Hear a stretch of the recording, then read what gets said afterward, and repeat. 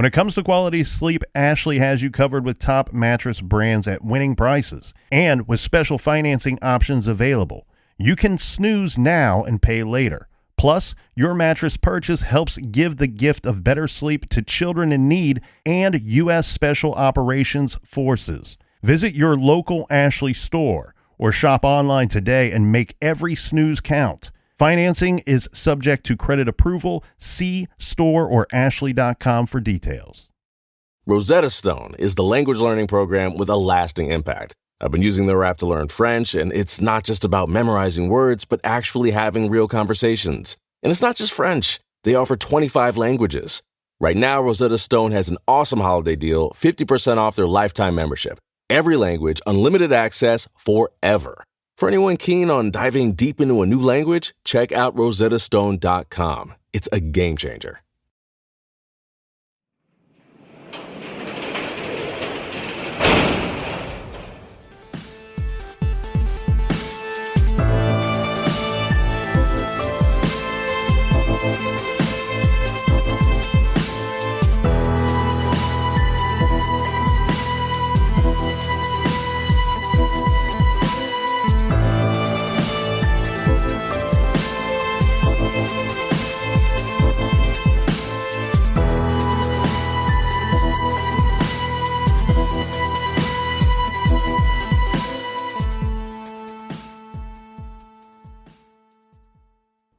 Welcome to True Crime Garage. Wherever you are, whatever you are doing, thanks for listening. I'm your host, Nick, and with me, as always, is a man that knows that the only thing cooler than being cool is ice cold. He is the captain. Yeah, and I know you think your shit don't stink, but lean a little closer. Roses really smell like poo-poo. Ooh. It's good to be seen, and it's good to see you. Thanks for listening. Thanks for telling a friend.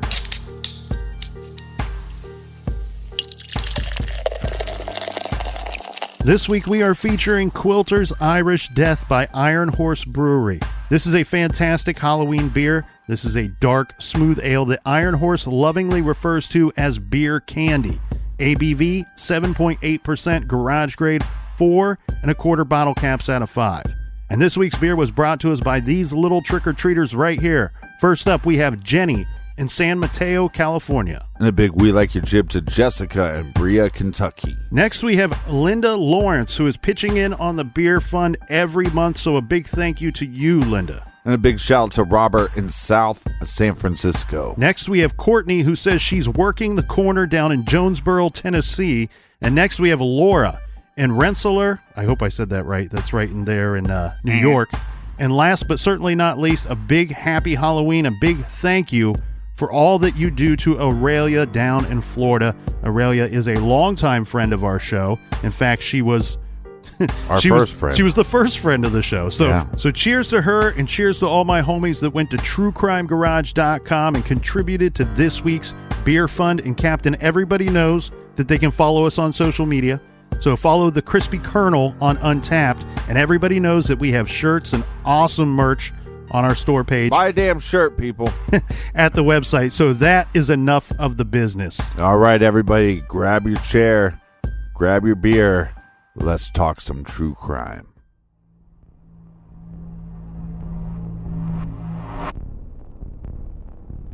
Arroyo Grande, California. On Sunday, July 23rd, 1995, the parents of 15-year-old Elyse Pahler reported her missing to the San Luis Obispo Sheriff's Department. Her parents, David and Lisa Ann, reported that the teen was last seen at her family's home when she left for unknown reasons. Elyse was described as 5 feet 7 inches tall and about 120 pounds. She is Caucasian, with shoulder-length blonde hair and blue eyes. In the coming weeks and months, the local TV news and newspapers will remind the public of the missing teen, adding that family and friends had not seen nor heard from Elyse since the night of July 22nd. The Sheriff's Department stated that they are attempting to locate the teen, but say that they have no leads. There were several unconfirmed sightings of Elyse. Again, these are unconfirmed. The Sheriff's Department theorized she is still in the area, possibly in South San Luis Obispo County area. As Christmas approached, a tip came in.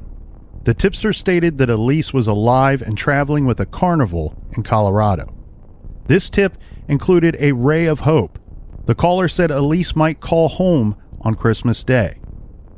December 25th, 1995, Christmas Day. The Pahler family gathered as usual for a big traditional Christmas dinner. Loved ones had presents under the tree for Elyse. They waited all day for the telephone to ring, bringing them the message they had hoped and prayed for months. A call home from Elyse, saying she was all right and she was no longer missing.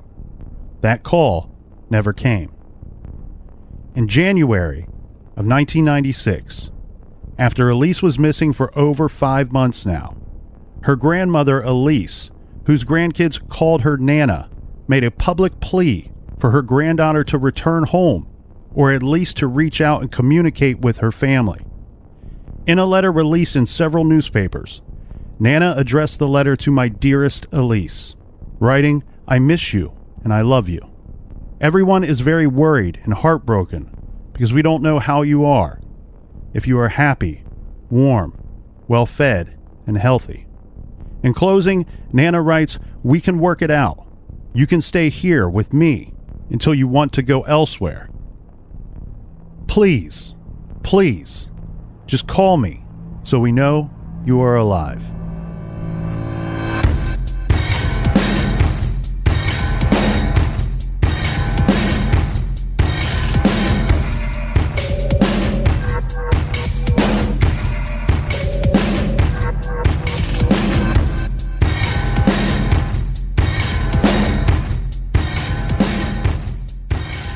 Elyse Pahler was born April 24th, 1980 to parents David and Lisa Ann. She would be the oldest of 4 children. Her siblings are sisters Jennifer and Christina and her brother Ryan. This was a happy, big family who loved one another and looked after each other. The family was active in their church and in their community. Elyse excelled at a very early age at painting, and she was said to be a very gifted person in the arts. This would continue throughout her life, and in 1992, at the age of 12, Elyse finished first and took the girls' beginners title at the Nipomo Tennis Association's Junior Singles Tournament. In the summer of 1995, Elyse was maturing, now age 15. Hanging out with other high school kids, of course, and like most situations, Elyse's parents knew most of Elyse's friends and schoolmates, but not all of them.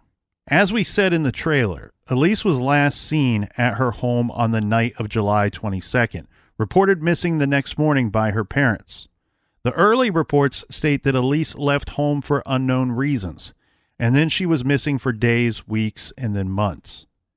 As we almost always see in these cases, the parents of the missing teenager and the sheriff's department have differing opinions and theories as to what exactly has taken place. The parents always fear the absolute worst, and law enforcement has to look at the known facts of the situation and any possible leads and let those circumstances lead their theories and opinions. Some more detailed information would eventually come out in this case. And I think from this story and the information that comes out, you can possibly see why there was a difference in opinion here. The story that comes out, and this is from Elyse's grandmother, Elyse Walter, and it was reported in the Santa Maria Times newspaper. And the report says, "The night she disappeared, Elyse had been watching a movie with her family when she received a telephone call from a friend at about 10 p.m., Walter said. When Elyse received a second phone call a few minutes later, Walter said she abruptly told her parents she was tired and was going to bed. She said, 'I love you and I'm going to bed.' The phone call, Walter said, was from a boy who had been suspended from Arroyo Grande High School in March of 1995 after Elyse told officials the boy had sold drugs. Though her father checked to make sure Elyse was okay after she went to bed, a second check by one of Elyse's 2 sisters a short time later found pillows had been stuffed under the blankets to make it appear that Elyse was present. Walter, who has spent the past 8 months searching for clues to the whereabouts of her granddaughter, said Elyse had snuck out of the house a few times prior to her disappearance, but had always returned the next day by dawn. When she didn't return home by the morning of July 23rd, Elise's father called the sheriff's department. So this is where I think we're seeing the difference of opinions as far as the sheriff's department is concerned and her family is concerned. Right. The family is concerned because there are 2 phone calls that they are aware of that came into the house just before she may have left on her own. You know, everybody knows the old trick. We've seen it in the prison escape movies. We've seen kids do it in movies where you stuff a couple pillows or stuffed animals underneath the sheets or blankets to appear that somebody's sleeping in the bed. But the family is concerned about the phone calls and that she didn't come home. The sheriff's department, on the other end, they're concerned about a couple of things. One, it appears that Elyse left the home on her own, right, to go off and do what, we don't know, but it appears that she left on her own. 2, it's already reported that she has left the home several times before, snuck out in the middle of the night. She was, as her parents say and grandmother says, running around with a bad crowd at that time in her life. Mm-hmm. And we have these unconfirmed sightings of her elsewhere. So police are looking at this going, well, she might have snuck out in the middle of the night. This time she may have just run away. And now we have these sightings of her elsewhere. Now, the only issue I take with that is a 15-year-old blonde high school kid. Right. I mean, the dime a dozen, right? It would be easy to believe that you are seeing her somewhere, and these are, as said, unconfirmed sightings. No, there's a lot of reports that she had a French door. She lived in a pretty big house, and she was not as close to the other rooms. Okay. And for whatever reason, they keep, and almost every report I read, they talk about how that she had French doors. Note to anybody that has French doors, they're the easiest doors to break into. Please. They're also the easiest to sneak out of. Are they? Well, I don't know. My home growing up, one of the homes that I grew up in, I don't know if it was the location of the door itself, but or if the French door was just quieter when it would open and close, but that was my door of choice for sneaking out, was the French door. Yeah, so just a safety note, if you have French doors, make sure that you have some other locking system on them than what comes with them. Mm-hmm. I also think, as far as the family goes, with their gut feeling when she's missing and the fact that they think that she is no longer with them, I believe that is coming from some kind of maternal instinct, some gut feeling, maybe not so much evidence, but also as parents and as law enforcement, you have to go, well, what are these calls? Mm-hmm. And what is the motivation? Are these just calls that have nothing to do with the fact that she left the house? Or are these individuals that are going, hey, come hang out with us, come party with us? Is this a way to get her out of the house? So I don't know exactly what activities of Elise's that her parents would have been aware of, what she was up to when she was not at home. But it seems to me that the big question mark and red flag that I have here is when we said law enforcement has to follow the leads, has to take the known information, the known facts, and come up with an opinion there. It seems like the family has some general knowledge of the person that called the home. This doesn't seem to be like they're just like, oh, the phone rang twice and she spoke to somebody. Right. Because they're giving a little bit of a description of a boy who was suspended from school. We know that it was a boy. You have to wonder, did they in fact know the boy's name? Or how much information did they know about this person that called?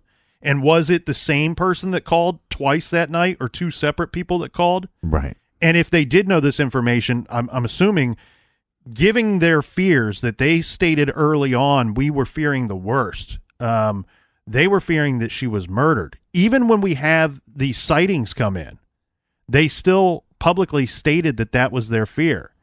And you wonder. Again, I think that's just a gut feeling. Yeah. And we see this where parents fear the worst and law enforcement tries to keep a level head about it. But hold on. Go Not ahead. always, because sometimes law enforcement is going, look, we think there's foul play, and you have a mother or a father saying, hey, I think she's still with us. Because they're hopeful. Well, sometimes hopeful, but sometimes their gut feeling is telling them that their child is not passed on. Right. And you can't explain that. Now, I understand some of these sightings because a lot of these sightings are like very loosey-goosey, where they're saying, we saw a blonde girl matching the description of the missing teen at a convenience store or at a store in this area. And we're talking about these sightings are actually in the same county Right. in which she was living. So this seems plausible. I don't know why, and I don't mean to laugh because this is a tragic story that we have to tell today. Oh, but you're an ass. But the story of she's alive and traveling with a carnival in Colorado, Yeah. super bizarre, number one. And like when I'm finding information and looking for information of this story and of this case, tracking down our own leads, I come across that, and then I have to like double check the year of the story. Because I'm like, Right. this was 1995, right? Let me double check that because that's something I would expect to hear Right. like 1964, Yeah, she 1955. ran away, joined the carnival. She joined the carnival. Well, there was also rumors, too, that she left to go to L.A., right? Because she... To be a movie star. Yeah, I guess there was some rumors that she wanted to be an actress. Yeah, it's just so sad when you review this information and you, even if the parents or the family did not believe that there was a chance of this happening, it's still sad to read that on Christmas Day, there was some kind of hint of hope that they were going to receive a call from their missing daughter. Right. And of course, we know that day came and went without any communication from Elyse to her family at all. Well, my frustration with this is the idea that the family is saying that we think our daughter has passed on. Now, there's no evidence of that, but I also wonder if this is a tactic by law enforcement to go, hey, there's no evidence that there's foul play. We're going to assume there's no foul play, and that causes them to do less work in general. Or they believe some of the sightings that are coming in. Right. The troubling thing, though, is, look, Elise's parents publicly state that they believe someone, the caller, the boy on the phone, lured her out of the home that night, and that the caller then is very likely the one responsible for why she never came home after that. Right. And so they were very public about this. I mean, hell, we spent all of last week discussing a case where someone called the home of a youngster and lured her out of that home and into a location where he could abduct her. The tricky thing here is your most hope is probably coming at Christmas time, even though she's already been missing for a few months. We know that call, the call that they were hoping for, did not come in. And that is when really I feel that the panic truly set in this case in big time for the family. Because it's been months since anyone has last seen, and now the hope is drying up. Her grandmother makes that very public plea on the news and in the newspapers in January of 1996, and we heard a portion of that letter in the trailer.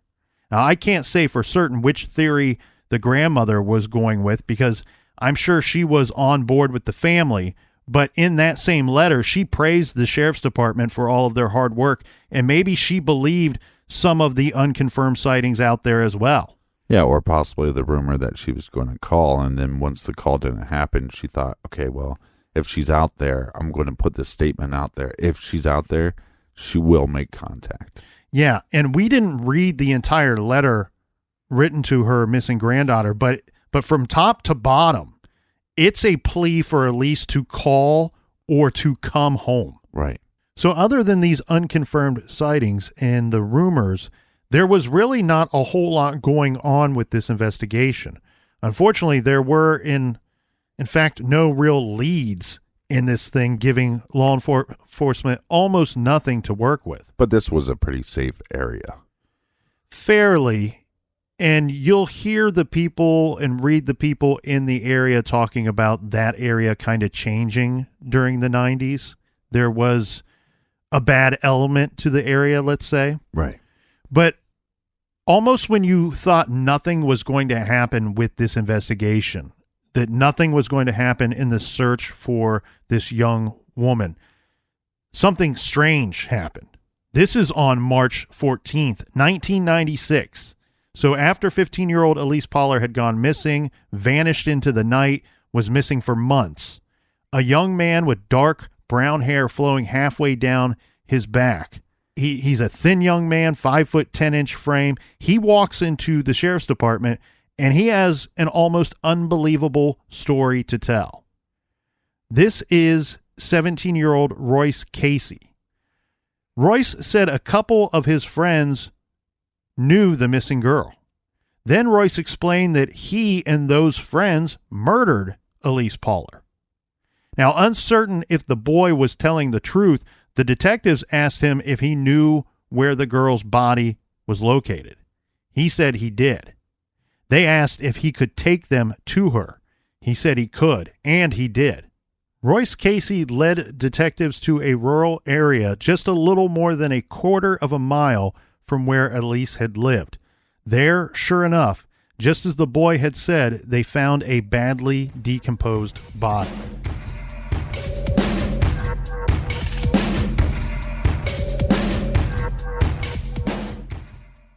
This show is sponsored by BetterHelp. Do you look forward to the holidays? Maybe you struggle with seasonal blues.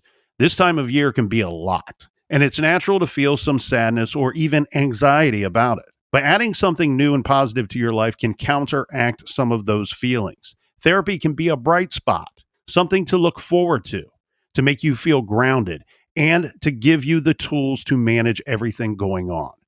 If you're thinking of starting therapy, give BetterHelp a try. It's entirely online, designed to be convenient, flexible, and suited to your schedule. Just fill out a brief questionnaire to get matched with a licensed therapist and switch therapists at any time for no additional charge. Find your bright spot this season with BetterHelp. Visit BetterHelp.com/garage today to get 10% off your first month. That's BetterHelp, HELP.com/garage. Rosetta Stone is the language learning program with a lasting impact. I've been using their app to learn French, and it's not just about memorizing words, but actually having real conversations. And it's not just French. They offer 25 languages. Right now, Rosetta Stone has an awesome holiday deal, 50% off their lifetime membership. Every language, unlimited access forever. For anyone keen on diving deep into a new language, check out rosettastone.com. It's a game changer. Angie's List is now Angie, and we've heard a lot of theories about why. I thought it was an eco move. Fewer words, less paper. No, it was so you could say it faster. No, it's to be more iconic. Must be a tech thing. But those aren't quite right. It's because now you can compare upfront prices, book a service instantly, and even get your project handled from start to finish. Sounds easy. It is, and it makes us so much more than just a list. Get started at Angie.com. That's ANGI, or download the app today.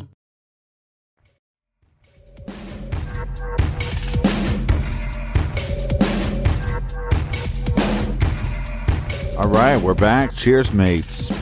Cheers to you, Captain. Happy Halloween to everybody out there. Yeah, make sure you check your candy. Make sure you steal some candy from your kids. If you want more True Crime Garage, we have a show that is on Stitcher Premium called Off the Record. You can find that by going to our website.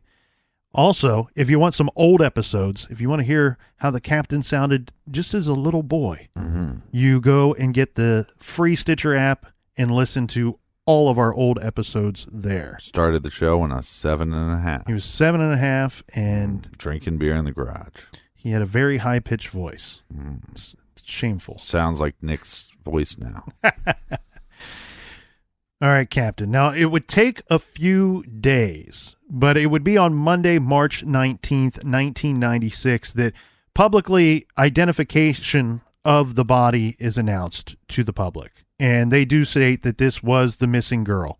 We have found 15-year-old Elyse Pahler.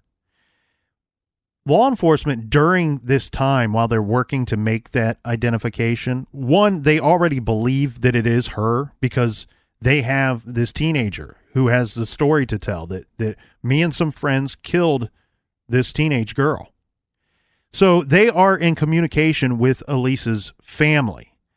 And even before the identification was announced publicly, her father was in the paper stating, "They've found Elyse.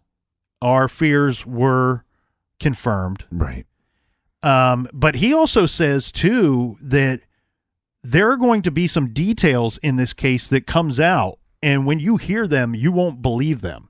Mm-hmm. So he's getting detailed information from law enforcement before that it's put out publicly. He knows that once they get to an arraignment, when they have their first day in court to officially charge anyone with any type of crime, there will be some kind of details that come out that day, and that the public is going to be shocked at what they hear.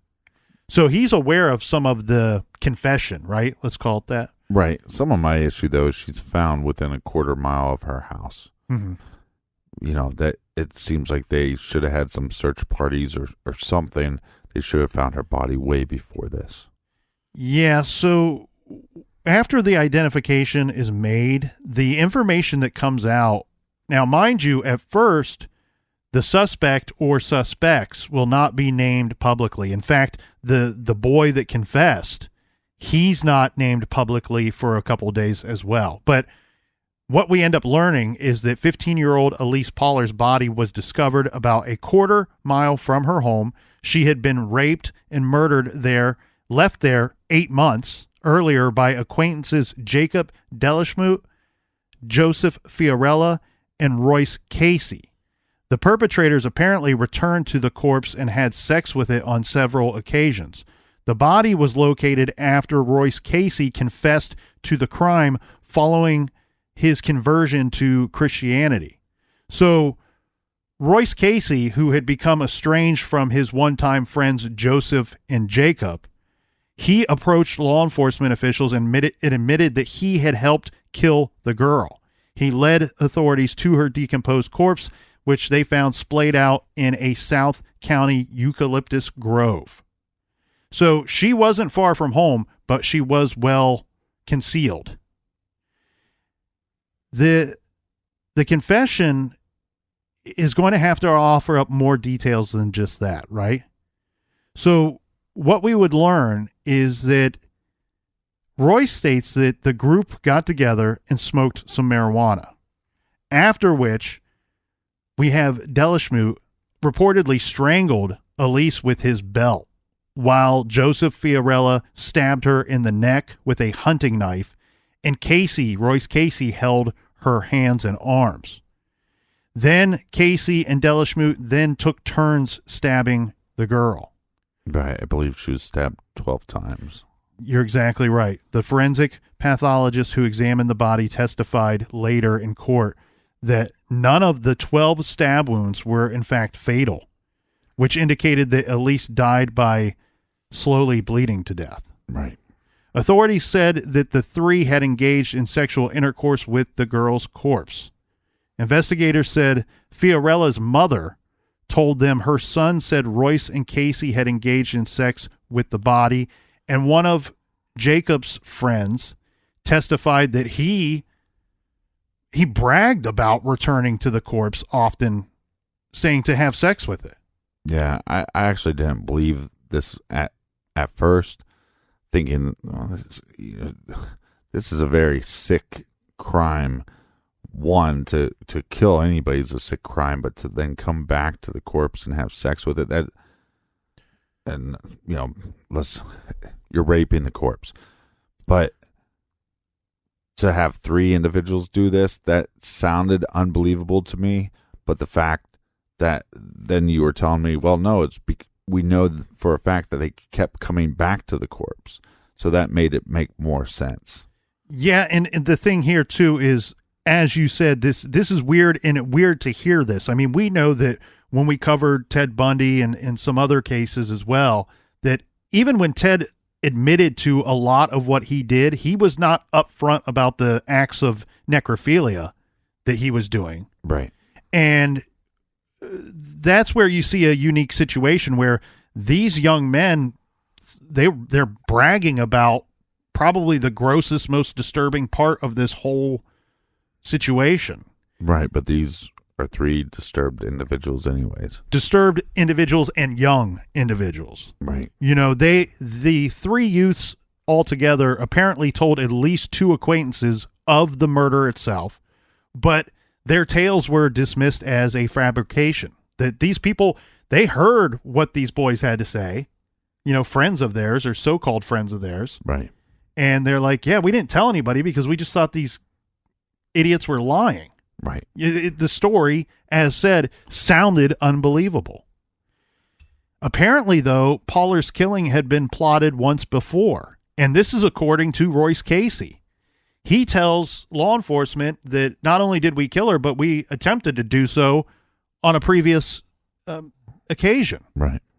He said that on this one occasion, Joseph Fiorella and Jacob Delaschmut had tried to carry out this plan to kill Elyse Pahler. In this plot, which ended up being similar to the one that led to the girl's death, Casey told investigators the trio enticed Pahler from her home and got her to walk to a spot on the mesa where there was a steep ravine. And at this location, one of the boys pretended to slip down the ravine as a ruse to try to get Elyse Pahler to walk down to the bottom of this ravine. Right. Now, apparently she didn't do what they needed her to do for this plot to be carried out. But even so, Joseph Fiorella then pulls out a knife. He tosses it to, this is another individual that actually was not involved in the killing of Elyse Pahler. Mm-hmm. But this knife that Joseph Fiorella pulls out on this occasion ends up being the same one that would later be used in her murder. Right. Now, the other teen, remember, he throws this knife to this other guy. That other teen, he kind of panics and he just stood there. He didn't do anything. And the other teen boys are shouting out, "Do it, do it." You know, they're trying to get him to initiate the attack on Elyse. He does not do it. And Royce Casey tells law enforcement, this sounds weird that we're telling you the story of you know, a failed attempt, I guess, right, at her murder. Well, then why would she leave the house and go out with you? And he told law enforcement, he goes, she probably just thought we were goofing around. Right. She wasn't aware. We didn't state what we intended to do that day. She didn't really believe that there was any threat there. These are teenagers getting high and acting like goofballs, and she probably just assumed that they were just idiots and they were goofing around. Well, and these idiots were part of a band, right? The band was called Hatred. Yeah, which gives you an idea of of what kind of music they were playing and probably at what talent level they were probably playing this music. Yeah, I think it's funny. I heard a couple people when reporting on this say, I think that's a good band name. I think it's a shitty band name, but that's just my Hatred. We're called that. It sounds like a very 10-year-old, 12-year-old. We're going to join a metal band. What are you going to call it? Hatred. Well, and what I couldn't figure out, Captain, what I was trying to find was how legit was this band, right? Because when you're in high school, everybody knows somebody that's always forming a band that never forms. That doesn't ever practice. They never practice. They don't have any real music. Half of the people that are supposed to be in this band don't have any instruments or equipment. But I guess based off the confession, he did say that during some rehearsals, I believe, or during some practices, or again, it could not be a practice. It could just be hanging out at somebody's house and one guy has a guitar there. Because I've had, back in my day, I've had band practices like that. Mm-hmm. Hey, we're going to go over to jam, and you show up and there's one guy with a guitar. Right. But that's kind of where, this obsession with her kind of began, or how he heard about it anyways. Yeah, and the whole band thing is important to this case for several reasons. Look, Joseph Fiorella was 16 years old. Royce Casey was 18, and Jacob Delaschmut was 17. The state wanted to try them as adults for their roles in the killing and for the acts that they carried out afterwards. And the important thing here for the state is they need to present this to the public and say, look, this is how disturbed and this is how messed up these kids are. They're super violent. We don't want them on the streets ever again because of what we know about this murder and these crimes. It's not safe for anybody, for any of these three to be walking around out in society. Yeah, I mean, this is a premeditated murder. Again, this is a torturous murder. Then the torture to the corpse afterwards. I mean, this is beyond heinous. So the state puts forward to the public some of the details about the crimes, stating that the defendants said that they needed to commit a sacrifice to the devil to give their heavy metal band Hatred the craziness to go professional. Apparently, part of the plea here will be a full confession where you're going to hear, in my opinion, what would be several motives for this murder. And one of it being that they wanted to sacrifice a virgin to the devil to make their band play better, to make them get a contract, to make them be a big band. And one of the bands that they idolized was the band Slayer. Right. And anybody that's familiar with their music, you know what you're getting into. And I don't want to, this is not going to turn into an old man rant here because, as the captain will vouch for me on, I grew up a big fan of what you would call a lot of metal bands, what you would call death metal. I was never into Slayer, but they're I one certainly of the big four, though, right? Metallica. Yeah, Megadeth, I mean, I don't want Anthrax. to disrespect anybody. I never considered them one of the big four. Mm-hmm. I almost feel like because of the tragedy with Pantera that Slayer may have got elevated to the big four. Also, when you're putting together that tour, you got to line up whoever's willing to go. And by default, somebody may become part of the big four. I don't think anybody would argue that the other three are the big three. Right. So, well, and look, if you offer 10 times that I get to see Pantera or Slayer, 10 out of 10 times I'm going to go see Pantera. Oh, 100%. Unfortunately, another detail to the confession was that Elyse Pahler cried out for her mother when she was attacked, and she was on the ground praying to God and calling for her mom, and these savages just continued to attack her anyway. Yeah, and I think this is, some of it is, the Crossroads story. Mm-hmm. Or Robert Johnson goes to the crossroad, meets the devil, signs his soul away, and supposedly these guys were talking in chat rooms about this, and these, I guess they were like satanic or occult chat rooms, and the people of the chat rooms were saying, well, look, if you sacrifice somebody, then you could have these powers. So you have that going on, plus they're in a shitty band, and they're shitty musicians, and they're shitty people. All around just pieces of shit. Well, and you know what was weird too was I couldn't find anybody that said that they had ever seen the band play anywhere. Like, there were some other teenagers that seemed to be aware of this band. Right. Probably just hearing these boys talk about it and boast about it. We already know that when it comes to murder and other sick acts that these three certainly had no filter. They were too young and too dumb to not keep quiet about what they had done. Right. So with the band thing, who knows if it was even the real deal or not? But we do know that was what the claims were. The public claims were that they wanted to sacrifice a virgin to earn them a ticket to hell and to become this big band. Now, the representation for one of these boys would state that a lot of these allegations were grossly overstated, and some of them were flatly without any factual support, Right. stating these allegations are intended to inflame public opinion.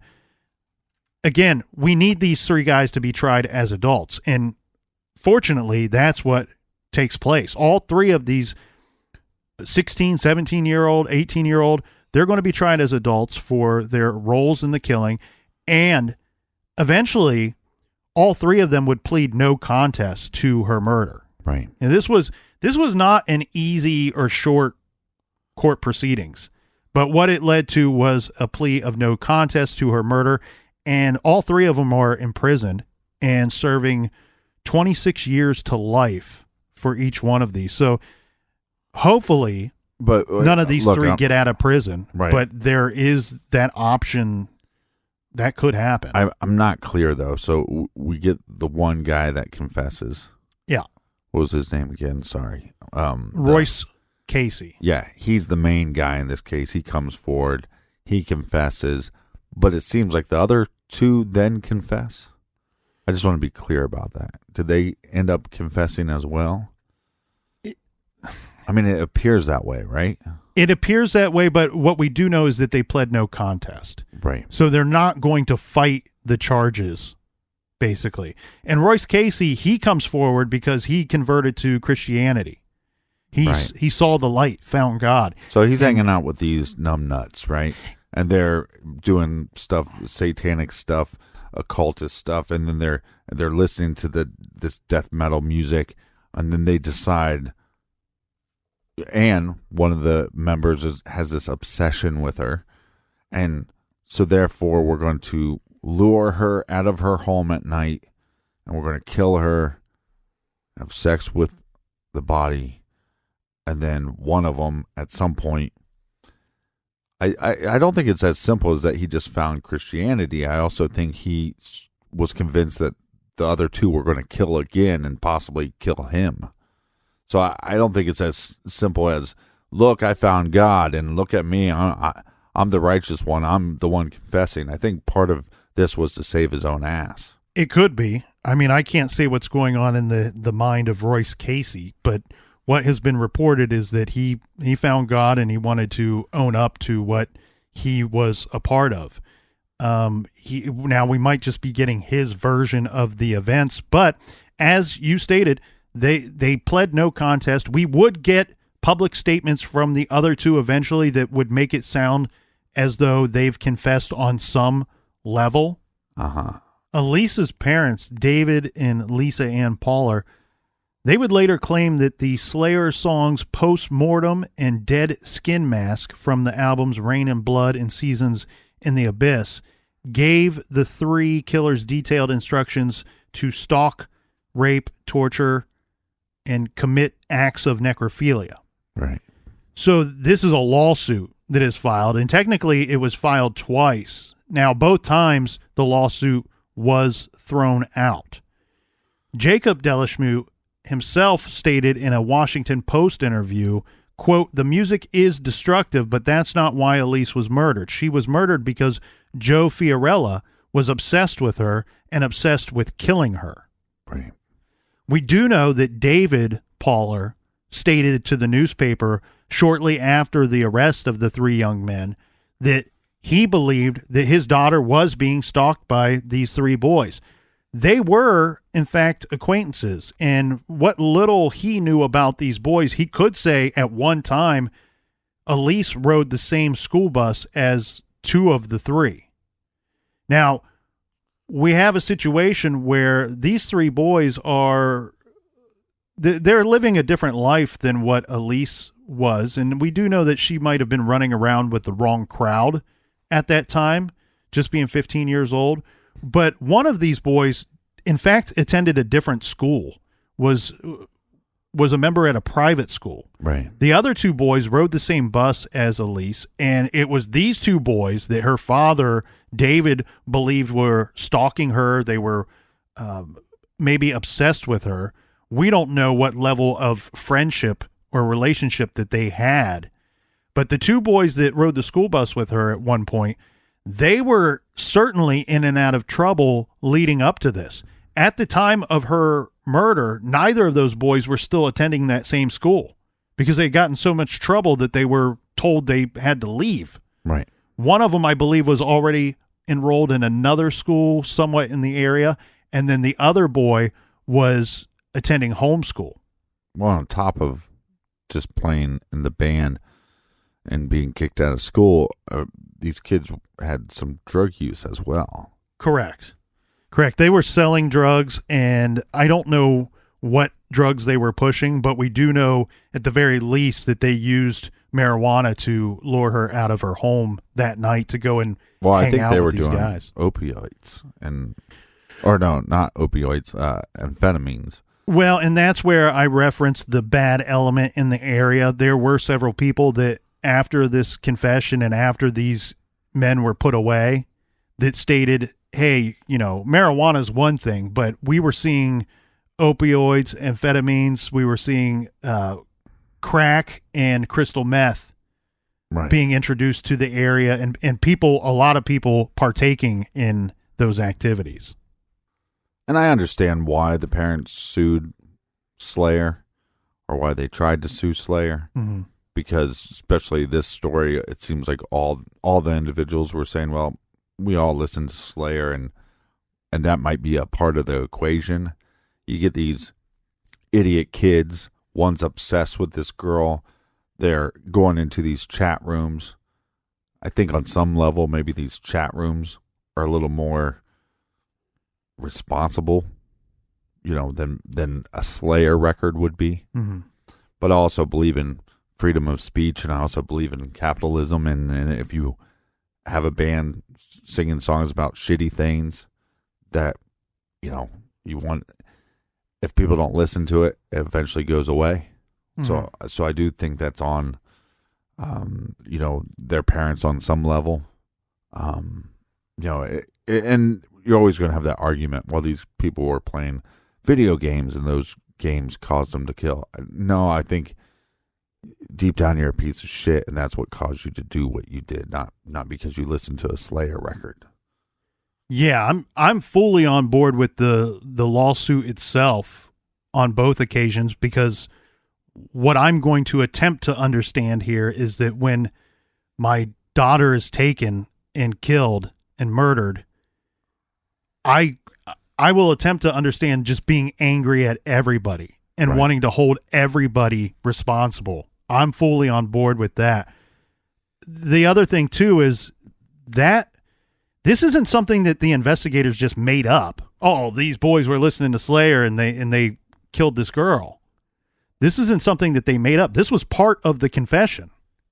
And so therefore I get that, and I understand that from the parents' perspective. I would be upset with everyone as well, and wanting to hold as many people accountable as possible as well, given the situation. Yeah. But it's as you said, you can't hold a band like Slayer or some other band accountable for this, because it's just not fair, and it doesn't work for society. I mean, what are you going to do? Take every movie, video game, book, everything out there that maybe ever molded these boys into who they turned out to be, and make them pay grievances? It doesn't work. I get it, but and I don't fault the parents for pursuing those avenues, but I also fully understand why it was thrown out. Yeah, and I also wonder if some of this stuff was blown up. This is towards the end of the 80s, so you got some satanic panic stuff going on,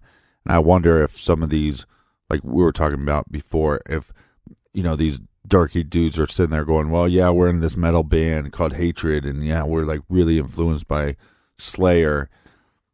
If a comment like that is just kind of blown up even more, and I know there's more comments than just that, but I think some of this stuff is kind of blown up, but I think those chat rooms, I really think, like, if those accounts are true and they're in these chat rooms, and you have these adults in these chat rooms saying, well, yeah, if you want to get these powers and you want to get signed to a major label, if you want to sell your soul to the devil, what you need to do is sacrifice somebody. And I think the combination of that and these kids on amphetamines and all these other mind-altering drugs that we know. Look, again, there's a lot of people that are like, there's nothing wrong with booze. I mean, our show, we talk about booze. There's nothing wrong with weed. A lot of these things are not suitable for growing minds. Right. And they shouldn't be partaked in until, early 20s or whatever. So I'm sure there's some science on that. I'm not a scientist. I'm just a captain of a lonely ship. No, but I think it's the combination of that. But if you have these idiot assholes in chat rooms going, oh yeah, you should sacrifice somebody, that would get you signed. I don't know if you'd ever be able to find those individuals, but those individuals are pieces of shit. Yeah.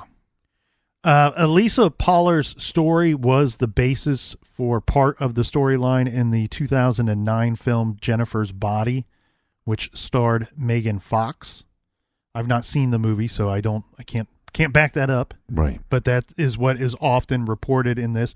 These situations, of course, they have lasting effects and horrific effects on the loved ones and parents of a murdered teenager.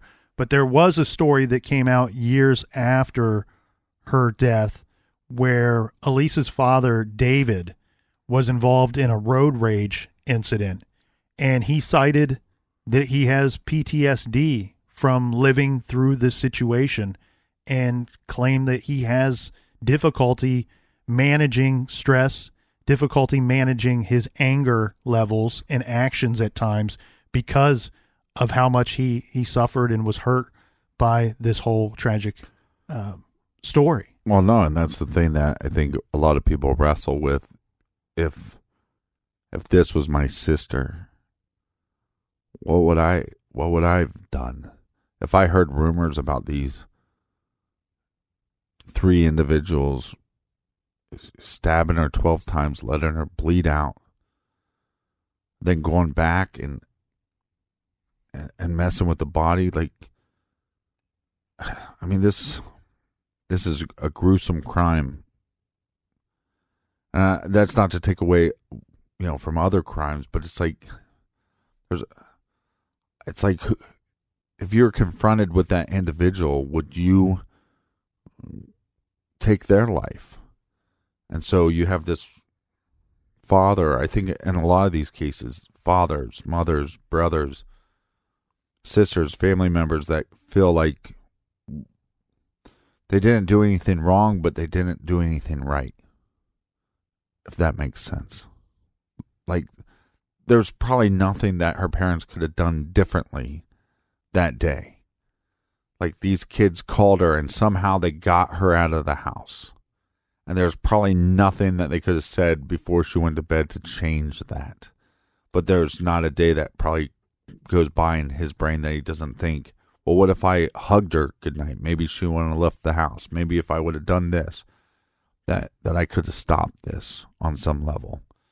And yeah, I think it would be almost impossible to let go of that anger. And another strange twist in this story here, Captain, we have Anthony Fiorella, the brother of Joseph Fiorella. He killed a teenager as well. This took place in 1998 when he shot and killed a teenager by the name of Garrett Hunter. And this was over a drug dispute. He was there to sell some drugs, and this was a drug deal gone bad, gone wrong, and Anthony Fiorella killed this other young man. Now, in regards to the 3 individuals that murdered their daughter, Elyse Pahler, the Pahler family stated, "We want these predatory monsters to stay in prison for the rest of their lives." And we couldn't agree more.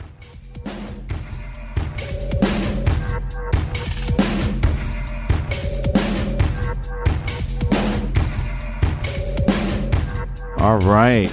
Happy Halloween and cheers, mates. Thanks so much for joining us this week in the garage. Yeah, everybody make sure you have a safe and happy Halloween. Want to throw out a quick recommendation before we wrap up for this week here, Captain. This week we are recommending Call Me God. This is the untold story of the DC sniper investigation. Last week, Audible presented this, and it came out on Thursday. and I downloaded it, and I cannot quit listening to it. I would not call this an audio book. This is more of a presentation.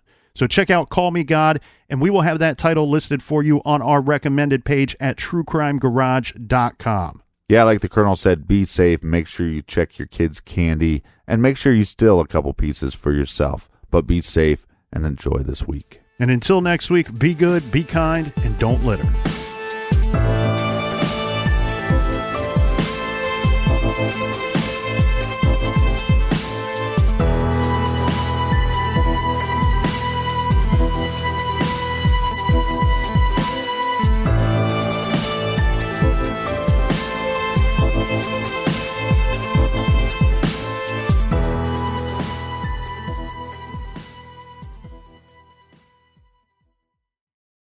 You can start your day off right when you find a professional on Angie to get your plumbing right first. Connect with skilled professionals to get all your home projects done well. Visit Angie.com. You can do this when you Angie that.